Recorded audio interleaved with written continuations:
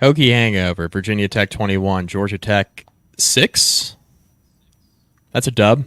Hokies are 5-3, 3-1 in ACC play. We are live on YouTube, youtube.com/at Hokie Hangover podcast. Full crew here this evening to discuss the 2-touchdown victory over Georgia Tech. Guys, how we doing? Doing well, doing well. Just back from Blacksburg. Got to, as we always do, see a lot of good folks, including a run-in with the great Ricky LeBlue I had yesterday, which is always a pleasure. Yes, we were able to catch up outside Clark Rulin's tailgate, which is always fun. They had quite the spread out there. And we also got to have our first photographer on the field for a game, which was awesome. Shout out to Izzy Rulin for joining the team, doing photos and videos for us. It's going to help us out in a lot of different ways. So I was excited to get those photos for the first time for the podcast. Yeah, and also shout out Include to Izzy for making biscuits and gravy. Yes. I had already probably consumed like 2, 3 beers by 9 a.m. Uh, That's it? That's all you had? got to stay somewhat cognizant for the old radio program. Can't be going off the rails for that. Like occasionally we've allowed us to do on this program before, but we don't have the FCC involved here. If the FCC was involved here, we would be off air. Yes. that's very true. I can't say that we ever went on the air and didn't go off the rails. I'm not going to attest to anything like that. Anyway, Virginia Tech 21, Georgia Tech 6. We will take it. I don't know. I mean, take it and run. Look, take it and run. So I did not watch this game live. I was doing dad stuff, Halloween stuff with my kid yesterday. I saw the last couple minutes live. Basically, the moment that Bashal Tootin got hurt is when I started watching the game live, and then I started working on the desk at SI at 4 o'clock. So I was able to catch up and watch the full game. I was texting you guys my thoughts kind of as I was doing the rewatch. And my initial takeaway from this here is I thought Virginia Tech's defense played very well in this football game. Obviously, Georgia Tech was down Haynes King. That made a significant difference. But more than anything, I thought Virginia Tech did a really good job bottling up Jamal Haynes, who's a very good running back. One of the better ones Virginia Tech will see on the schedule. They've made life really difficult for Georgia Tech running the football in this game. And Georgia Tech is a team that's very similar to Virginia Tech in that if you let them establish the run, they do everything off of that, and they are really, really difficult to defend. And Virginia Tech's defense, I thought, did an excellent job stopping the run yesterday, and that's my first big takeaway. I think it's a big reason why the Hokies won the game. Yeah, for me, this all came down to Virginia Tech making the winning plays. So Virginia Tech did not look very good on offense in this game, and we'll dig into that a little bit deeper. But when you get 3 red zone possessions and you turn each of them into touchdowns, it gives you a much better opportunity to actually win the football game. And then on the flip side, Georgia Tech got, I think, 5 times inside Virginia Tech's 30. They kicked 2 field goals, they punted, and then had 2 turnovers on 4th down. So Virginia Tech, when it really mattered, when Georgia Tech got into scoring range, when Virginia Tech got the ball into the red zone on offense, the Hokies on both sides of the ball won those battles. And for me, that was the biggest difference. Virginia Tech, like I said, did not really play all that well. This win wasn't uber impressive. They gave up a fair amount of yards on defense, but they always bowed their necks when it mattered. And on offense, they were able to take advantage of a short field in the second half and then put up a couple touchdowns early on to kind of distance themselves in this game. They certainly let the Jackets hang around for far too long, but you're going to have wins like this on the way to a good season. No team is going to win all their 8-9 games by 15 or more points or 20 or more points.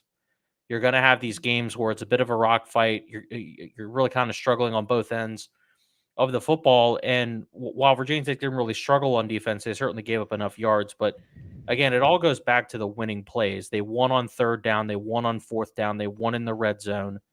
And more often than not, that's where these games are decided.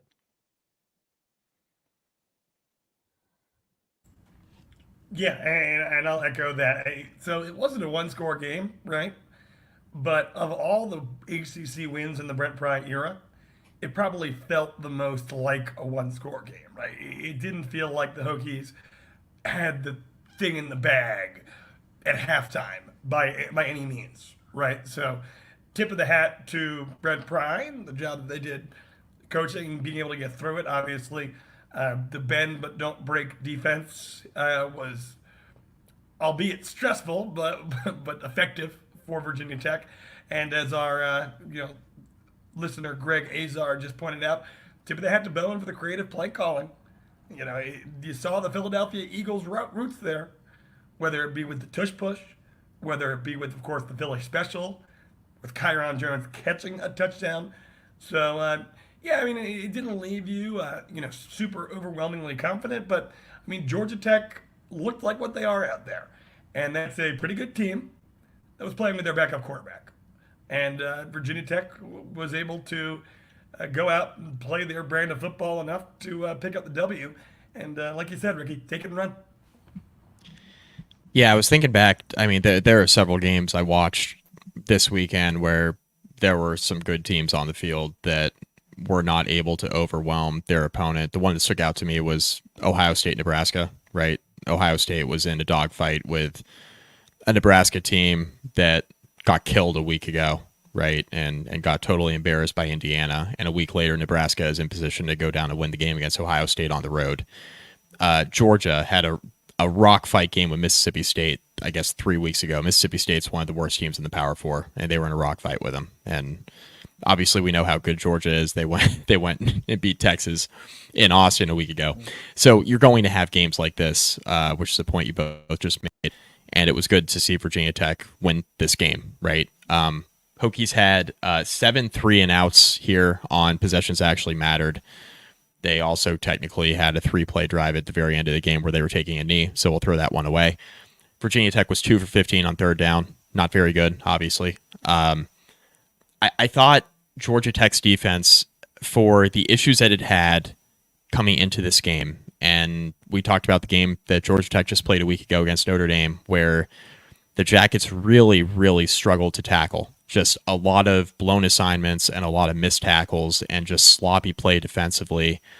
I think it was pretty apparent that Brent Key had an emphasis in practice all week that they were going to tackle a lot better, because I thought Georgia Tech did a much better job tackling in this game than what I saw against a better opponent in Notre Dame a week ago. I thought they did a much, much better job. They put Virginia Tech into a lot of precarious situations. I thought both defenses won the battle on first and second down a lot in this game.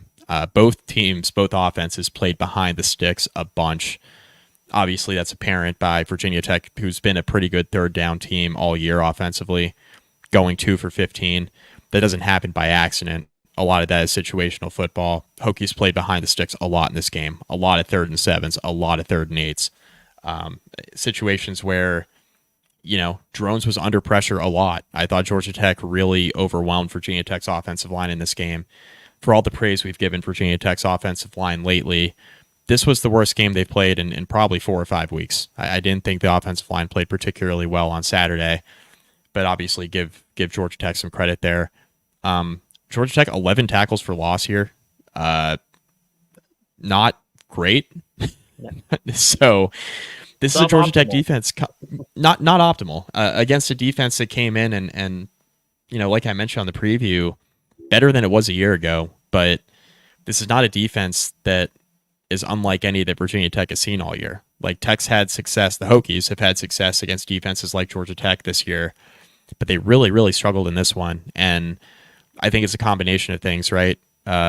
Combination of poor offensive line play, little bit of inconsistency, obviously, in the passing game, which we've seen a decent amount this year, right? When Tech gets behind the sticks, especially. And I think Georgia Tech just played better defensively than they have in a while. I thought they had a pretty good game plan to stop Virginia Tech's outside zone run. Bashal Tutin really only broke off like one long run that I can remember. It was like right up the middle of the field, and it was like a 20 or 25-yard gain. Outside of that, really didn't get much going on the ground or through the air all day. But where I saw, in my view, where this game flipped. It was a 41-yard run by Tootin, by the way. That was the one long run he had. But where this game was won, Ricky, and you just touched on this, red zone, like situational football, I thought Virginia Tech pretty close to aced in this game, right? When they got down the red zone, they scored touchdowns. That hasn't been the case all year, right? There's been a lot of kick and field goals and stuff like that. When they got in the red zone and had an opportunity to put the ball in the end zone, they did. A lot of creative play calling down by the goal line, a lot of good situational football. Ironically, the one time during the game offensively where I thought Virginia Tech really failed situationally was after that long Jalen Lane punt return. They got behind the sticks again. John Love had a 55-yard field goal blocked, which, by the way, totally fine with Tech trying that field goal. I know it's a long try. Yeah. Love has the leg to do it. Totally fine with that. It obviously a 55-yard field goal, more prone to get blocked when you're kicking it lower. Georgia Tech got good pressure up the middle. Fine, it happens. That kick gets blocked, and then Virginia Tech turns around, and Kelly Lawson makes an unbelievable interception, confuses Pyron pre-snap, and Virginia Tech scores a couple plays later. So that's like the one area where I'm like, man, situationally that was not very good. And then Virginia Tech flipped it in like 3 plays and goes down and scores a touchdown. That's when Tech put the game away. So I was really impressed by that. And just the situational football on Saturday in the red zone I thought was really, really good. Yeah, go ahead and highlight this comment from Hokies Rock. He's saying, I think Bowen did too much thinking before this one and didn't run the ball like he should. It had too many first down passes. That was certainly the case in the first half, Mike, where I think there was a point late in the second quarter where Bashal Tootin had 4 carries, which is criminal. I don't care. Yeah, I don't care what 17. The run game is looking like. Yeah. I mean, again, Georgia Tech deserves credit. They did a really good job penetrating up front in this game, and Bashal did not really have very many lanes to run through, and they did a much better job tackling, as you mentioned, Mike. But I did feel like Virginia Tech was kind of beating themselves a little bit on offense by not relying on the run enough. And Kyron, again, very inconsistent in this game. Seemed like he, like you said, Mike, was under pressure quite a bit. Also missed on some throws that he certainly should have had. Oddly enough, he is still able to throw a touchdown, run for a touchdown, and catch a touchdown in this game, which I'm not sure I'm not sure that's happened in quite some time. But all in all, not an overly impressive day from the offense. But again, this is the point we're going to hammer home tonight, folks, is when you get the ball down in the red zone and you're able to convert into touchdowns, you're going to give yourself a good chance to win almost every time out, especially when your defense is playing the way that it played. And for me, the defense obviously won the day here. I mean, considering they were able to kind of take Zach Pyron out of the game from a running perspective. I don't know if he's banged up and not able to be the physical runner that he has been in the past, but Pyron was essentially taken out of this game in the run game, and it put Georgia Tech in a really, really bad spot because that is how you're going to challenge this Hokies defense. That's how everyone has challenged this Hokies defense that's been able to move the football. But Georgia Tech just could not get into a rhythm. Jamal Haynes really had nothing going. He gets knocked out of this game for a little bit. But there really wasn't anything open through the air. They weren't able to move the ball on the ground. They got into a lot of passing situations on third down. Like you mentioned, Mike, both teams really won first and second down on defense in this game. But when Georgia Tech got the ball down in the red zone and towards the red zone, they just stalled out every single time. And it's a credit to the Hokies defense for the pressure they put on them, how good they were on the back end in this game, and how strong they were defending the run on those first and second down plays. Yeah, and not sure what I missed there. I had to step out for 1 second. But one thing that really impressed me about this game, one thing that stuck out, Benji Godsell's growing up before our very eyes, right? And he simply does look like a dude out there. So, as we're looking for player retention going into 2025, and, there's going to be there's going to be limited experience in terms of offensive guys that you have coming back. Do whatever it takes to keep Gosnell on this roster. Like, if this guy's like on Ohio State next year, it's going to bring a tear to my eye. So, well, to the powers that be there, please help us out. And Yeah. something that Mike mentioned, Andrew, while you were gone, is the creativity down in the red zone in this game, where you're able to get a play action where Gosnell is essentially running up the seam between two other receivers. He makes a big catch, gets them down essentially inside the 10. And then on the one he scored on, they line him up at right tackle, and he reports as an eligible receiver. And both Kyron and Benji talked about it after the game. No one noticed on the Georgia Tech defense that he was lined up at right tackle. Uh, I think Benji made a comment about he thought that they still believed that was Parker Clements or someone that was at right tackle and that was not him. And Kyron noticed it pre-snap that they have no idea that this is an eligible receiver and that he's going to be able to run straight up the field. And that's exactly what happened. Benji caught the easiest touchdown he'll probably ever catch in his career. But between that and them running their own rendition of the Philly special and having Tootin motion across, give it to Lane, and have him throw it to the end zone, Bowen really went into his bag when he needed to in this game, which is encouraging. I would have liked to have seen a bit more consistency and a bit more reliance on the run early on, but you got to give the guys credit for scoring when it mattered. Yeah. The thing that was encouraging too is like he wasn't afraid to try some stuff in the red zone, like a lot of pre-snap motion, a lot of that sort of thing. Like the conventional offensive plays that have been working the last 3 or 4 weeks were not working in this game. Georgia Tech's defense, I thought, did a pretty good job, and Bowen just said, "You know what? We're gonna do a couple things different here." Aiden Green also had a really nice like end around reverse play, and he broke up the sideline for a long run. It was like 15-yard run for a first down to keep the chains moving. That was another example of like, all right, we are really struggling to run the ball here. Let's find out another way to move the sticks. And he just did a really nice job, I thought Bowen did, with what he had to work with on Saturday, because things were not coming easy to this offense the entire game. Defensively, this unit has improved a lot against the run. We got another good Jaden Keller game. I texted you guys halfway through it when I was doing the rewatch, and I was like, good Jalen Keller game again? I was like, does this continue? And Ricky said, yep, pretty much continues. And I thought he played really well. Say it again. 3 in a row? 3 in a row. Yeah. I thought he was good. I think there was only one play where I was watching it live where I felt like it was his bust in coverage that allowed a complete pass, but otherwise he was stout. Certainly got more snaps at Mike than Sam Brumfield once again, so you've got to give him credit for holding it down there at the top spot in the middle. But all in all, secondary, linebackers, defensive front, all 3 levels were really strong in this game. Again, they gave up a fair amount of yards. Georgia Tech really owned the time of possession battle for most of this game. They ended up winning it by a little over 4 minutes, I think. But overall, the Virginia Tech defense, again, on 3rd down and on 4th down, I think Georgia Tech went like 1 for 6 on 4th down in this game. When you're able to get off the field that many times when they're going for it on 4th down, you're gonna have quite the day defensively, and that's exactly what we saw in this one.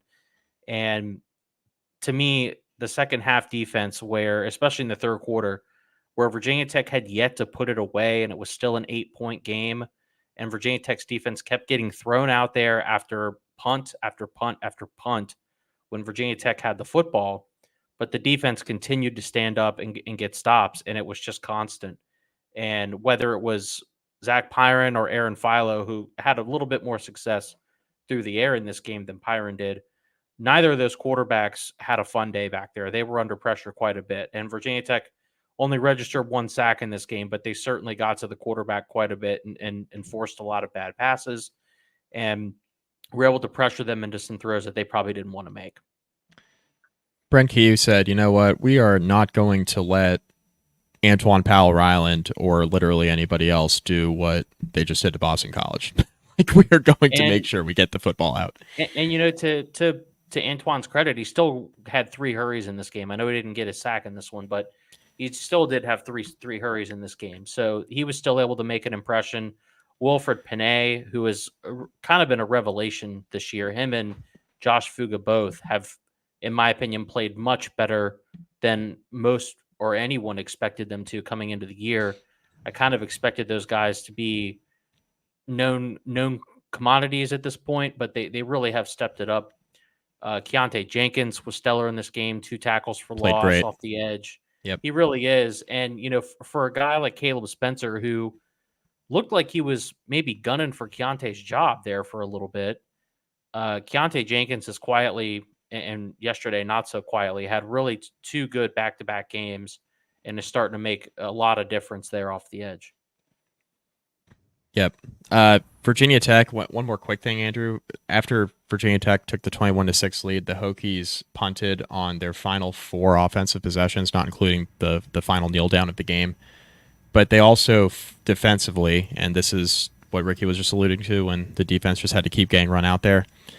Obviously, Georgia Tech's down a couple scores in the second half. They're going to be going for it on 4th down a lot. Virginia Tech held Georgia Tech to over 4 on 4th down. So the offense was not moving the ball, but the defense was consistently getting off the field. It was just a pretty good complementary football game in terms of finding a way to get stops when your offense didn't have it going. Yeah, I'm waiting to see the.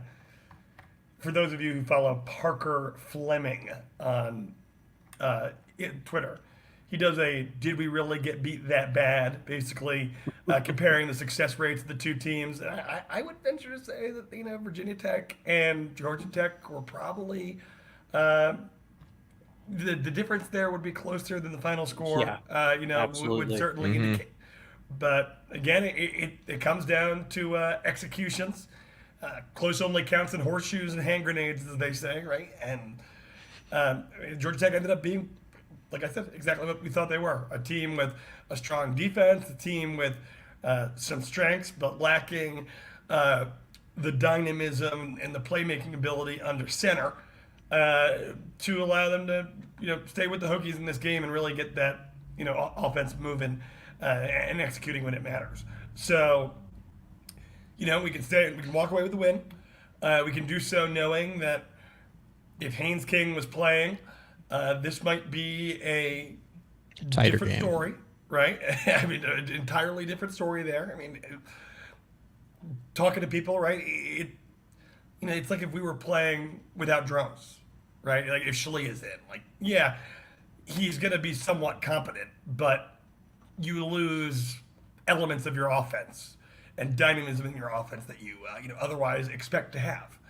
So Tech walks away with the victory here, and obviously some questions, about the health of key players and whatnot as we look to Syracuse. And I guess I'm the kiss of death, right? Because on our pregame I said I was all aboard with Kyle McCord, and then he proceeded to throw 5 interceptions, 3 pick sixes. So I guess I'm the kiss of death there. But I guess that's why Ohio State shipped him out. Yeah, it makes it pretty easy for a team to win a game where they literally didn't have to score a single offensive point. They still would have covered the spread, because that's exactly what happened for Pittsburgh against Syracuse. So, but and we're a little off topic at this point. But then you have something like Duke, where the Blue Devils forced 6 turnovers and still lost.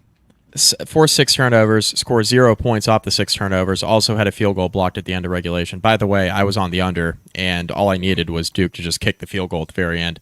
And Duke going for 2 in overtime, totally fine. You get what you get, though. Like, you forced 6 turnovers, you didn't score a single point off of them, you lost the game by a point. It's just, yeah. Do better next time. Back to winning football, right? You force 6 turnovers and you don't score after any of those. That's not winning football. You threw 3 pick sixes. That's not winning football. It was nice to see Virginia Tech have a bit of an off day, especially on offense, but still find a way to make those winning plays when it mattered. And for me, this was a really important thing to see from this team as they kind of revive themselves from an early season melancholy, I guess is the only way I can describe it. This team really looks like it's starting to play winning football week in and week out. It's been that way since the Miami game. And as they come in here down the stretch, they're the only team with 1 loss in the conference. There's a lot left ahead of them on the schedule. They This team is still, flawed in many ways for sure, but the team looks pretty good right now. And Saturday was not not a fun watch. It was not overly impressive, but you've got to find ways to win those games. We hear the saying all the time: good teams find ways to win, bad teams find ways to lose. Virginia Tech did not find a way to lose this game. One more situational thing I want to add real quick. We talked about the red zone, we talked about the third down defense, all that stuff. Virginia Tech's average field position in this game was at their own 36-yard line. But I think what was more significant was that Georgia Tech was starting at their own 22-yard line on average. You had a 14-yard difference in your average starting field position, and that speaks to, number one, Peter Moore was really good.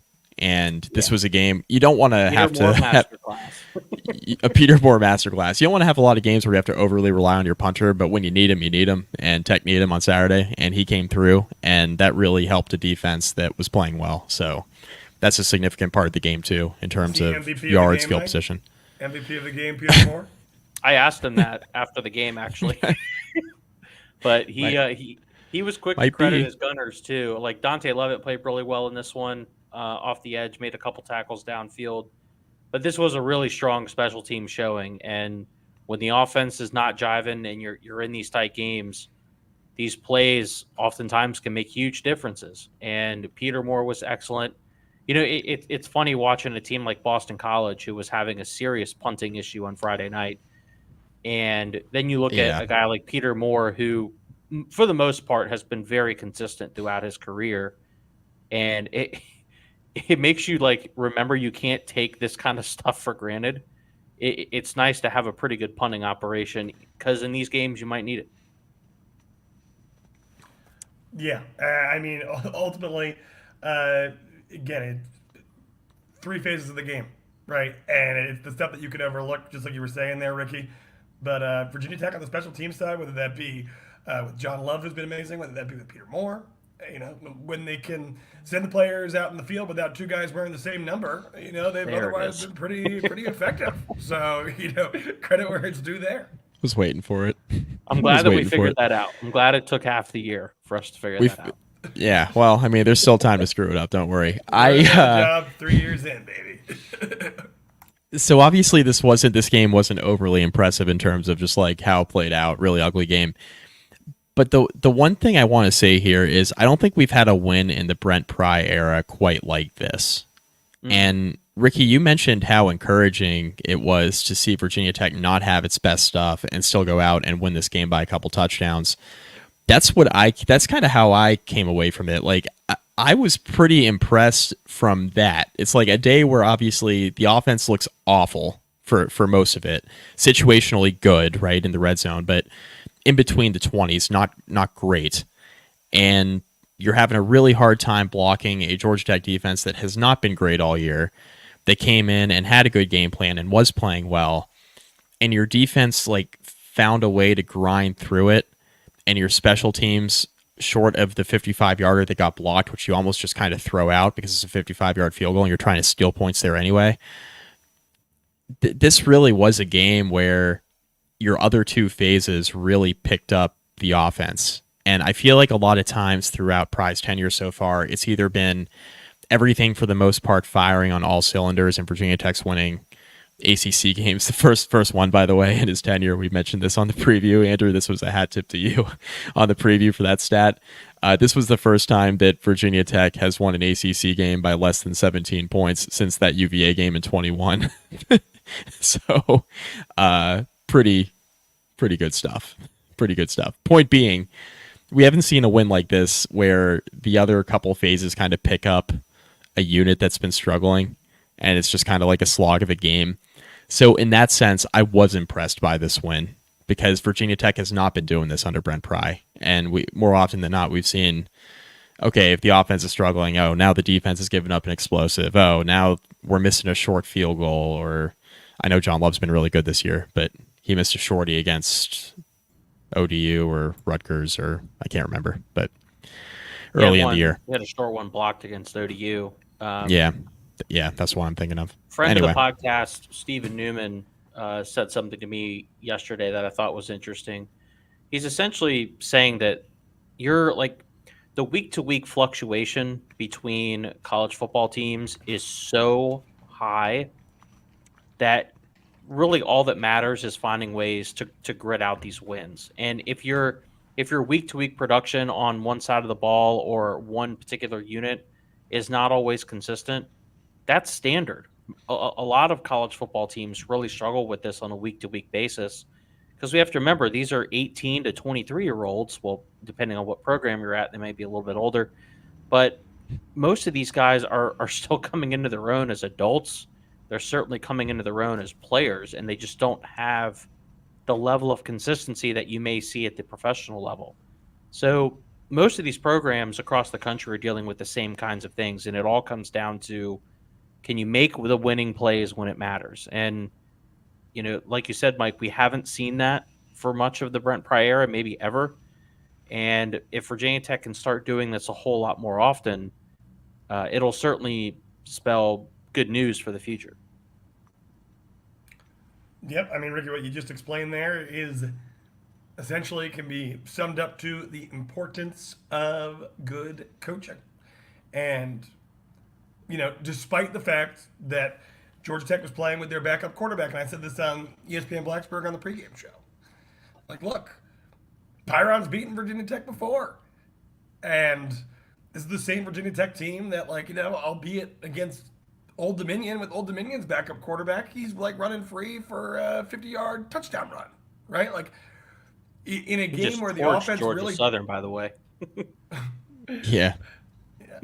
In a game where the offense was not giving you that margin for error, the other two units stood strong, and backup quarterback or not, it was extremely impressive on both ends. Virginia Tech, no turnovers here. Almost had one in the first possession. That was actually kind of lucky, but did not. They covered that up. You know, if Virginia Tech doesn't recover that fumble, this game probably turns out entirely differently if Georgia Tech starts with a short field there. Yeah. That was really disappointing to see. Unfortunately, it was everyone's favorite tackle getting beaten right off the bat. Kyron gets hit as he's about to throw it. Ball hits the turf. Thankfully, Virginia Tech recovers that because I think it certainly would have set the tone for this Virginia Tech offense. And who knows, if you start off like that, you may not be able to make the winning plays. Only 3 penalties for 22 yards here for Virginia Tech. Both teams actually did a pretty good job in terms of just not being penalized here. Outside of not being able to score, this was a pretty well played game. Yeah, it was a defensive struggle, I thought. Like, I just thought both defenses played really well. The other thing, too, is Georgia Tech outgains Virginia Tech 356 to 237, which is a little bit deceiving. Georgia Tech gets the ball. Obviously, Virginia Tech's punting a lot in the second half, right? And the offense is kind of struggling after going up 21-6. Aaron Philo is just slinging it all over the field. I mean, it's just a game script situation. And there were a couple throws he did hit on that was actually kind of it was some of the more disappointing plays of the game for Virginia Tech's defense. But yeah, I thought the Hokies defense by and large held their own, played pretty good situational football here. And yeah, there's not much else to say other than you come away happy, you won your homecoming game, you're 5-3, you keep the train rolling. And this team has been playing solid football, even with the struggles on Saturday offensively. They've been playing solid football for over a month now. And sandwiched in there was a bye week, and you continued playing good football. And now you have a really, really important game coming up this Saturday against Syracuse, which we'll get into later this week, where Virginia Tech is a short road favorite going up to a place where historically they have struggled. But they're playing against a Syracuse team that is feeling pretty bad about itself. Yeah. Played by far its worst game of the year. They are not going to turn the ball over 5 times again. I mean, I can guarantee you that Kyle McCord is not going to throw 3 pick sixes again. That's not going to happen. Yeah. But this is a game where, once again, Syracuse is struggling to run the ball, and Virginia Tech's rush defense has been playing really good football. And if you carry that forward on the road and put Syracuse in obvious passing situations, I think you're going to increase your chances of winning the football game. Offense needs to play better on the road, obviously. But this is a really important game. Tech's got Clemson in 2 weeks. You got to look good going into that game. You got to be playing well. You don't want to go up there and offensively kind of look how you just did against Georgia Tech and struggle and slot. We won't complain if Virginia Tech wins the game, but you want to feel like you're playing your best football going into that Clemson game in a couple of weeks because they're rolling. Yeah. And they're going to be ready. They're coming. They were on bye this week, but they're going to be ready to go. And you need to kind of push your chips to the middle of the table. And hopefully you're at full strength from a health standpoint. We'll see what's going on with Xavier Chaplin and Bashal Tootin, and we should hear a little bit more later this week. But you're going to want to have those guys, obviously. Yeah, both of those injuries are certainly something to watch. Chaplin's been banged up all year. Yeah. But really, so is Bashal. But I think we all thought Bashal was kind of doing a lot better ever since the brace came off a couple weeks ago. Had the monster game against BC. Was able to take advantage of that bye week. Both of those guys are extremely important. I know that Bashal Tootin's the best player on this offense, and I'm not doubting that. But Xavier Chaplin really has played pretty well at left tackle. He's still a developing guy.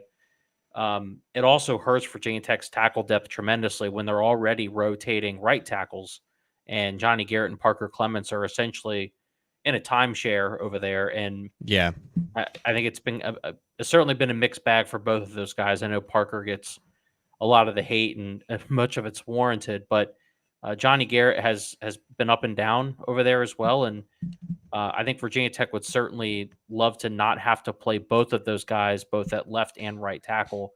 They did it against Old Dominion because Chaplin was hurt in warmups and didn't play in that game.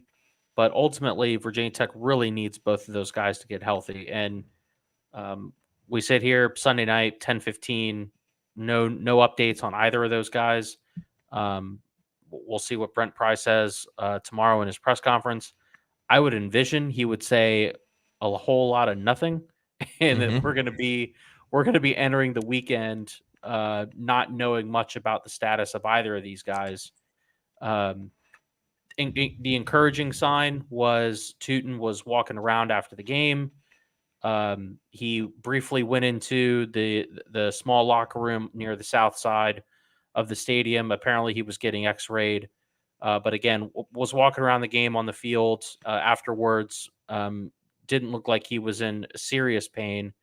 So you have to hope that he is maybe just banged up and still going to be able to go on Saturday. Regardless, guys, Saturday may be a Malachi Thomas game where he really needs to step up and take on some more carries and maybe show some of that form that he showed a few years ago.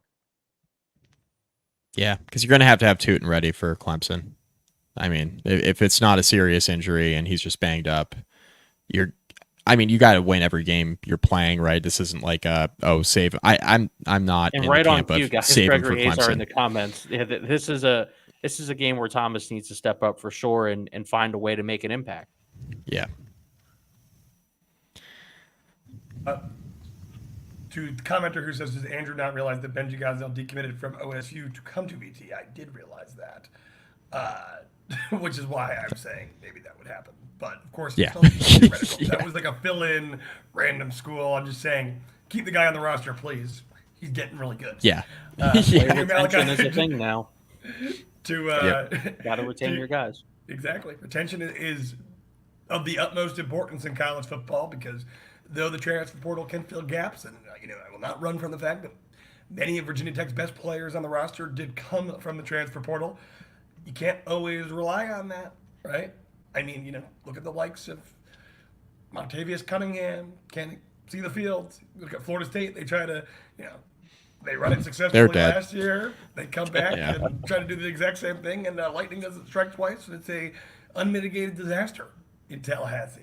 But to the Malachi Thomas point, would be fitting if this could be his coming out party for the season, given that his coming out party in 2021, his freshman year, was at home against Syracuse. right? 151 yards and 3 touchdowns in that game. One of the best individual performances we've seen from a Virginia Tech running back in the last 10 years, especially if you Yeah. remove the name Bashal Tootin from those names, those games that you're allowed to count. But definitely going to see more reliance on him because, I mean, God willing, it's all good and Tootin can play. But even if he can, he's going to be a little bit banged up, and that's someone who you need for the remainder of the season. Yeah. Yep. I. It's a big we'll see. I think the only way Pry's going to say anything is if Tootin's going to be out or Chaplin are going to be out for an extended period of time. I think that's when we'll hear something. If it's a week-to-week thing, we're not going to hear a peep from Pry. Yeah. If this is for sure going to sideline Tootin for a while, maybe the season, we'll hear it. Otherwise, he's going to say week to week or we'll see. But otherwise, don't expect to get much out of that. For those clamoring for Bashal Tootin and Xavier Chaplin injury news, I don't think we're going to hear much unless it's a pretty serious injury, which I'm not sure. Knock on wood, but I'm not sure either one of them is incredibly significant. I think they're both pretty banged up. I mean, Chaplin, I mean, how many times did he go down this game? At least 2 or 3 times. Twice. Where he was getting the second assistance. Time, he was really just grimacing and clearly very frustrated. That he was having a hard time playing through what seemed to be obviously a playable injury, but still very painful and somewhat significant one there too. Yeah. We'll see. We're 2 important pieces. We're entering the part of the year, boys, where a lot of guys are hurt and you just don't know about it. And Virginia Tech is certainly going to be no different, right? I'm sure they have guys on both sides of the ball that we don't know that are nursing stuff and are still, able to gut through it. But certainly will be interesting to see if either of those guys play. If they don't play this game on Saturday that we're going to preview later in the week, certainly gets a bit more precarious, given that I know Syracuse has struggled of late, but they still have some ability to score, and they can certainly move the football.